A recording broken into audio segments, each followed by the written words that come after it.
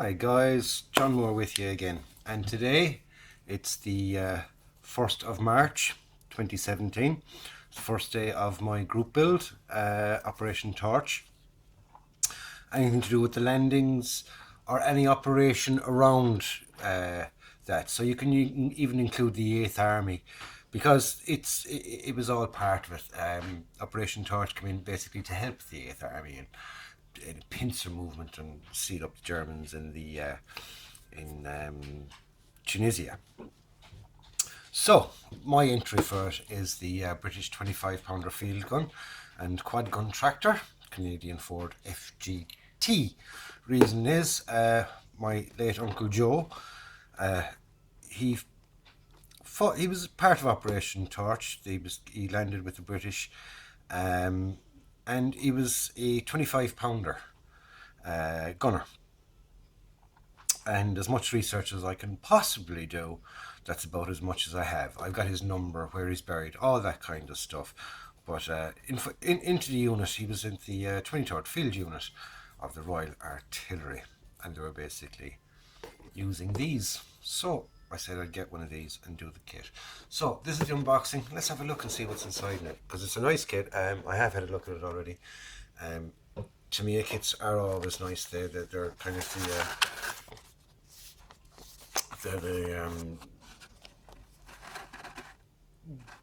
they're basic with their detail and things, but they fit together perfectly.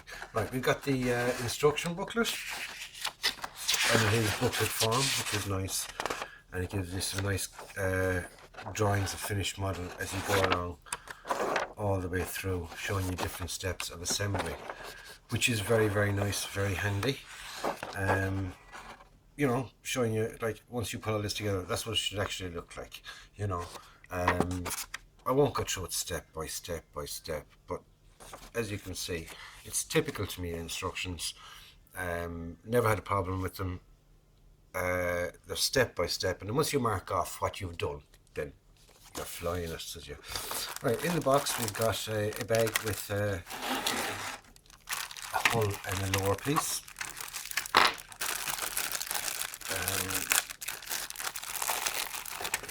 Just open the bag. As you see, I haven't opened anything. Alright, excuse me. Alright, we've got two halves. We get out our little blue copybook, handy for looking at these things, and there's the base of the quad tractor. Not really much detail, but then again, it's only the base where pieces go onto, so you're not expecting much detail in that. The outside, thank God, comes in one piece. I can only imagine trying to fit all these angles. If it was a dragon kit, I'd have probably stayed away from it. But detail is quite nice, a bit soft, but it'll come out nice with some nice painting and weathering and things. So that's our top and bottom for our quad tractor, and they fit together quite nicely, don't they? They better do. Oh yeah, they've got sprue gate markings on them. So right, there's our top and our bottom. We get 1, 2, 3, 4 more bags besides that, and a sheet of decals, transfers, stickers, and we get another set of instructions in Japanese. So we'll take everything out of the box, and as we look at it, we'll put it back in. Alright, that's where we go. Right. First of the sprue bags, shall we call it, Tamiya staples. Be careful with the staples, lads. One might fly out and ruin your marriage prospects, or if you're already married, don't worry about it. Right, we've got some coiled up rope, which I like the detail in that. Look at the detail in that. Just give that a second to settle down. Isn't that nice? Bit of coiled rope or cable, and it's actually quite nice. It feels nice. and the fact that it was on a separate piece into it, I'd say it's a newer edition, shall we say. Right, we've got parts of the 25 pounder here. We've got the main base plate, I think it's called. We've got the legs. We've got some more parts. We've got the front plate, nicely detailed. We've got the gun, parts of the gun itself here.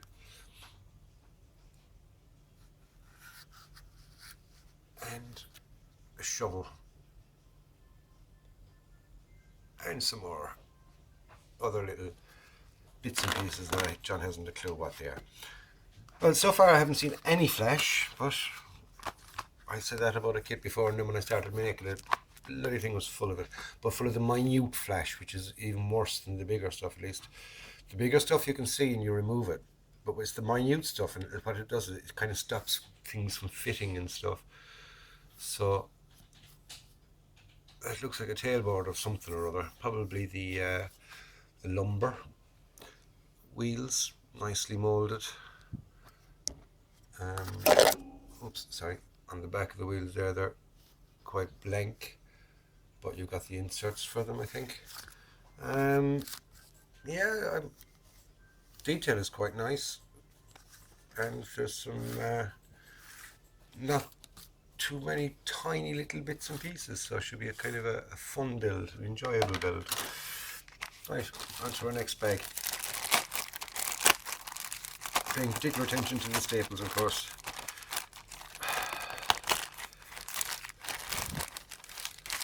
It might fly off and ruin something. Right, we've got our clear parts. I won't go taking them out of the bag, but they're clear and they're parts. They are quite clear actually, and they are quite party. Alright, we've got some suspension. Yeah, my blue card.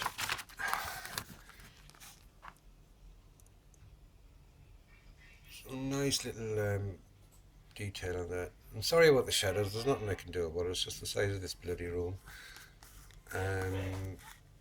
Looks like to be the main chassis for the you can do it, yep. We've got some detail of the drive and gearbox and all that kind of stuff. We got some boxes. No, they got 2 ammo boxes. I hope they give more than 2. Oh, they have another 2 on this side, so they give 4 anyway. We have 4 ammo boxes. Next bag. What's in the bag? See through bag, John.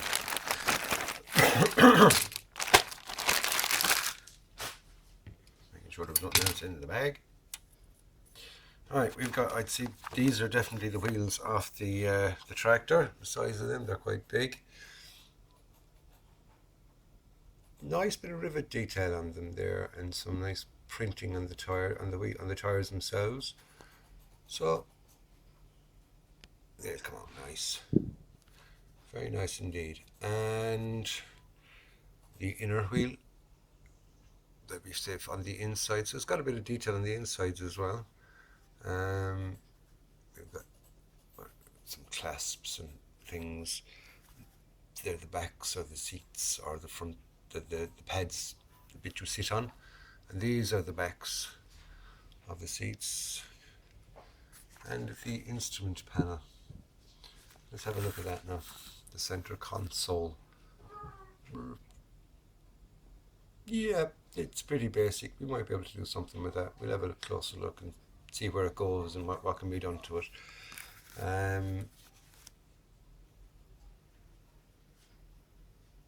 But all parts seem to be nicely molded, and like I said, no flash, which is nice. We'll see about the micro flash, as I call it, later on. But so far so good. We have another sprue, which is sort of like a little table. Lovely jubbly. It's got 4 legs in it. We've got the top of the cab. We've got the driver. I don't know if I'm going to use the driver or not yet.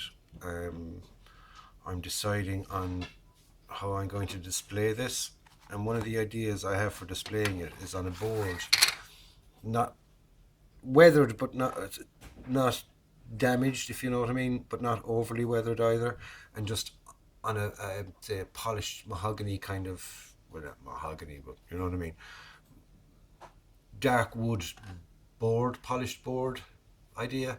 That's one of the ideas I have for it. A kind of a display piece, because it's going to be a display piece for it. Detailed enough engine, you could quite easily detail that up a bit more with some wire and bits and pieces. And I'm sure if you were that way inclined, you could go off and get a PE set for it. You know, if you're off, I don't bother with them. But I'm sure they're there for it. And you can get all these little parts the exact same as that, but in PE. So, let's and down to the last sprue, which is I think it's probably the spare tire, because I've counted 4. It's a spare tire and some more stowage, which is nice. Some nice bits of stowage there, actually. And it doesn't, you know, this is down as an oldish kit, but that stowage looks like sort of the newer generation. Oh no, it doesn't. Yeah, I was just going to say it looks like the newer generation Tamiya stuff. But it's when you get to the ends of them, then you see they're not quite that well molded at the side. All the details on the front. Excuse me. All the details on the front, when it comes around to the side, that there's practically nothing there. Right. And onto the floor. Carpet Monster's got its first thing. Although there should be no problem in finding that one. It's a full sprue. Anyway, let's hope that's not a sign of things to come. I'll pick that up in a few minutes. We've got our decals. No, the decals that it gives us.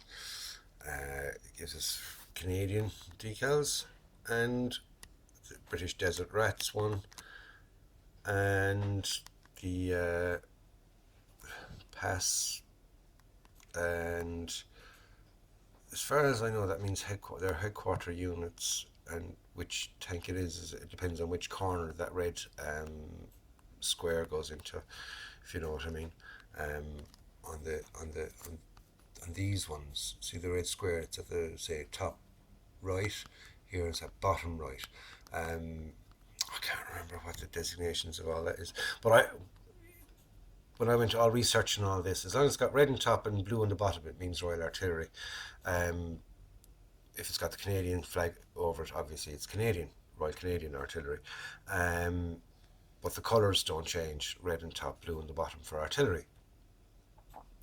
And I couldn't find the number associated with my uncle's unit.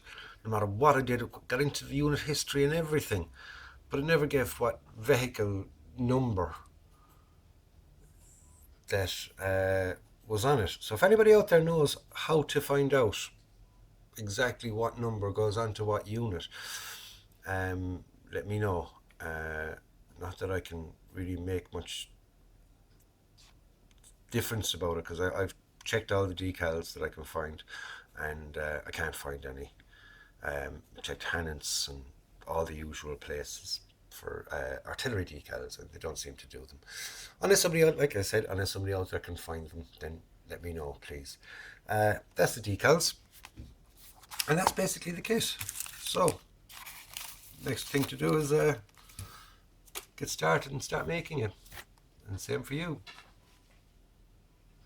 Get a kit, build it, and if the kit that you have there you just have to purchase them, or you have one in your stash, if you're one of those people that has a stash, lucky you, and it can possibly be used as either something that was used in Operation Torch, German side, or the British side, or the American side. So you got loads of choice there. There's tons of stuff: airplanes, ships, tanks, trucks, jeeps, figures, you name it, stick it in. It's just a quick one, as a quick kind of group build. You've 2 months.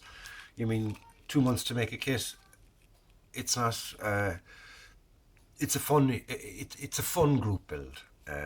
Yes, there is a prize at the end of it for what I consider to be the one that sparks my eye. Not necessarily the best kit. Like you might get, say, um, I'm going to make up two names here. Jimmy Jones, he's a professional modeler. He's going to make this kit.